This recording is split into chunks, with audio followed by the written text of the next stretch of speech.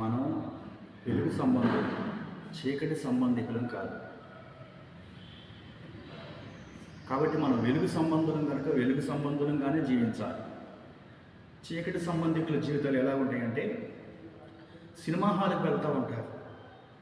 Cinema హాల్లో light వెలుగు అనేది ఉండదు. అక్కడ వాళ్ళు సినిమా చూసినంతసేపు అక్కడ లైట్ ఆఫ్ చేసి ఉంటుంది.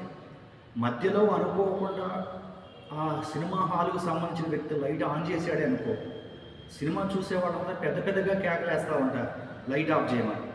ఎందుకంటే ఆ లైట్ ఆన్ చేస్తే అక్కడ బొమ్మ కనపడదు.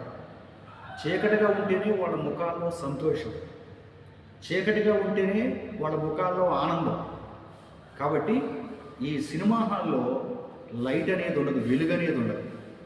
ఇంకా చూస్తే వైన్ షాపులో మందు కొట్టడానికి వెళ్ళినప్పుడు ఆ మద్యం షాపులో లైట్లు ఉండవు, చాలా చిన్న చిన్న బెడ్ లైట్ ఉంటుంది.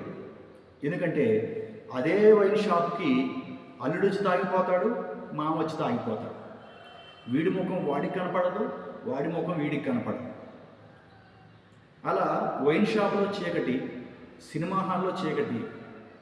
కానీ మనం అలా చీకటి పనులు చేయటానికి, చీకటిలో ఉండే హాల్లోకి వెళ్ళటానికి, వైన్ షాపులకు వెళ్ళటానికి మనం చీకటి సంబంధికులం కాదు కనుక, మనం ఆత్మీయులం, వెలుగు సంబంధికులం కనుక దేవుని యొక్క వెలుగులో, ఆత్మీయతలో మనం ముందు కొనసాగితే దేవుడు మన జీవితాలను వెలుగుమయంగా మారుస్తాడు.